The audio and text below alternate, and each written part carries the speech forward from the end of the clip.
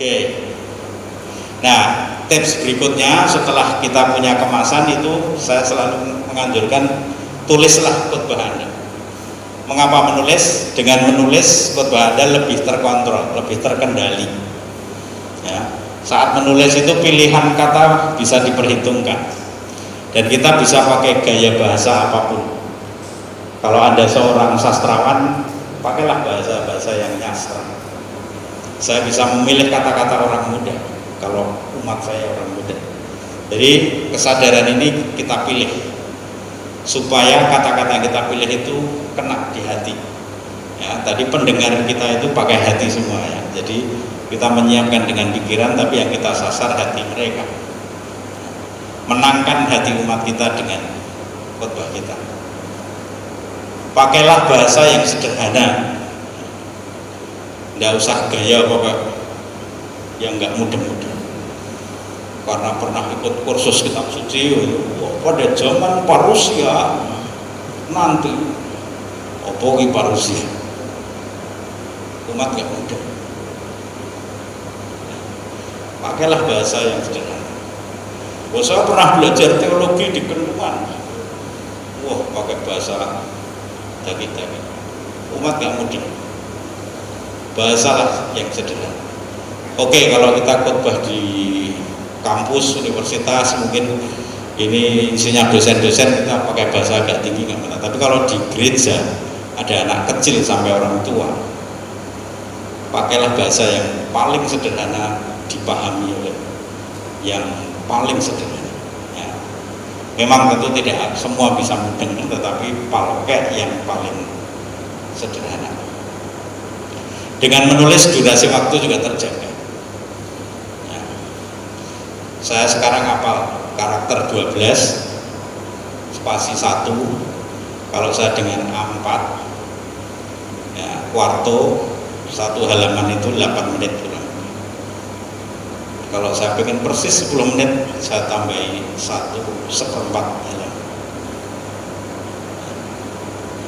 Kebiasaan menulis ini membuat kita sadar di situ. Tapi kalau lihat di sini, saya berlembar-lembar. Kenapa? Karena saya sudah mulai plus. Jadi karakternya saya buat jadi 16. Jadi 4 lembar. Tapi 4 lembar itu sudah saya perhitungkan. Dengan karakter 16 ini 10 menit lah. Pasca kemarin saya menduga 10 menit, ternyata 9 menit. Wah, lebih cepat dari perkiraan. Jadi dengan menulis saya mengontrol diri saya sendiri. Nah, setelah khotbah ditulis itu dihafalkan dan dilatih. Ya, gunanya dihafalkan itu, saya kalau misal di Kota Baru dulu itu 6 kali khotbah dari Sabtu sampai 7 kali. Khotbah pertama itu agak membaca, tapi khotbah kedua saya sudah hafal. Dihafalkan. Saya belajar dari teman saya waktu saya tinggal di Prancis, ada Romo yang sudah sangat senior, tetapi dia khotbah itu menyiapkan baik. Sabtu pagi itu mesti dia menghilang. Saya temukan dia ada di atas atap, latihan khotbah.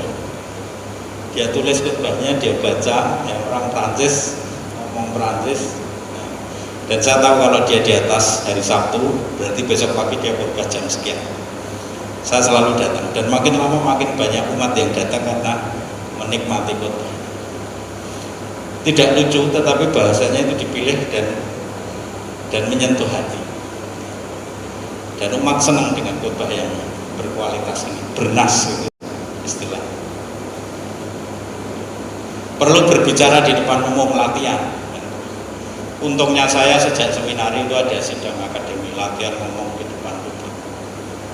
Maka ya itu sudah biasa, tapi ya bahayanya Roma-Roma itu bagus sih juga.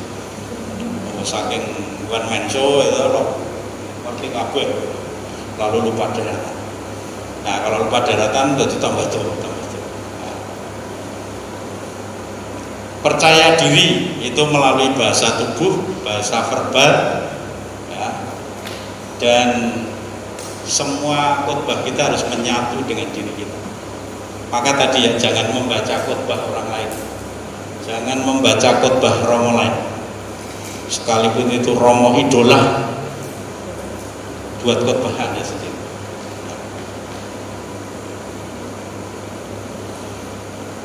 Tataplah mata umat Anda, terutama yang di depan, ditatap semua. Itu menunjukkan bahwa Anda menguasai publik Anda. Kalau Anda nyandingklok gini, itu kita nggak pede. Tapi ketika menatap di depan, ya untungnya di sini jauh ya, jadi tapi kalau sedekat ini itu kita harus natap itu. Yang di sana itu saya baca saja nggak ada yang tahu karena jauh.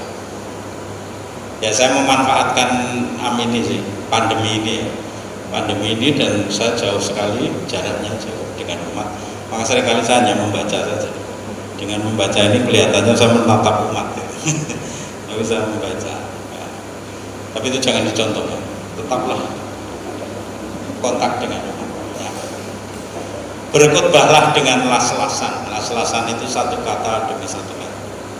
Contoh yang terbaik yang selalu saya jadikan referensi adalah Monsinyur Haryo, Bapak Kardinal. Itu khotbahnya las-lasan, satu kata demi satu kata. Semua orang menangkap dengan jelas, tidak pernah tergesa-gesa. Bahkan ketika dia melucu pun orang bisa nunggu sampai titik baru ketawa. Dia begitu menguasai umat dengan berbicara pelan-pelan. Saya dulu mengira ketika beliau pindah Jakarta akan terpengaruh oleh hiruk pikuk Jakarta, lalu khotbahnya lebih cepat. Ternyata enggak. Waktu saya mendengar khotbahnya di Jakarta juga masih sama dengan di sini. Satu kata dengan dan las-lasan, dan itu jelas kan. Contohlah beliau. Kalau memang benar-benar hafalan sudah payah, ya, lebih baik dibaca. Tapi ya sekali-sekali lihat ke umatnya, daripada hilang. Saya merasa lepas tangan lalu hilang. Nah kalau hilang tadi yang terjadi, kita kejar satu kata itu mesti nggak ketemu, dan makin bulat, makin muter panjang, dan kita nggak pernah tahu kapan khotbah kita selesai. Tahu-tahu sudah 40 menit. Itu lebih menyakitkan. Ya, mendingan dibaca, jelas durasinya, tetapi las-lasan tadi dan sekali-sekali menatap umat. Perlu latihan vokal kalau pengen vokalnya bagus. Di Komentiran ini ada Mas Landung ya dulu ya, nggak tahu sekarang di mana. Mas Landung Simatwa itu manusia yang suaranya paling bagus di dunia. Saya selalu memakai suaranya untuk rekaman-rekaman saya karena gantem. Tapi itu terjadi karena dia pemain teater, biasa latihan vokal. Anda juga boleh latihan vokal. Naik ke pamean di atas, teriak, wow, gitu ya. Nanti dilempari tetangga. Ya. Atau lagi camping di tempat pegunungan yang sepi, latihan vokal di situ. Nah, latihan vokal ini penting untuk supaya suara kita juga bagus. Oke, terakhir, bahaya-bahaya saat berkhotbah ini penting saya ceritakan supaya Anda tahu bahayanya. Khotbah terlalu panjang itu bahaya paling besar. Nah, Paus Fransiskus sudah berpesan, khotbahlah yang singkat. Jangan menyiksa umat dengan khotbah yang terlalu panjang. Khotbah kedawan, khotbah dawa ini saya merasa dikhianati. Karena mereka datang ke gereja itu mau mendengarkan sabda Tuhan, bukan sabda Romo. Jadi ingat, yang kita bawakan adalah sabda Tuhan. Jadi bukan kita, tapi Tuhan yang mereka ingin dengar. Jangan sampai umat merasa dikhianati karena khotbah kita yang panjang. Khotbah tentang dirinya, tidak tentang Tuhan, itu yang bahaya juga. Ya, selalu berdoa itu. Tuhan, ini bukan tentang aku, ini tentang Engkau. supaya Tuhan sendiri yang menjaga mulut.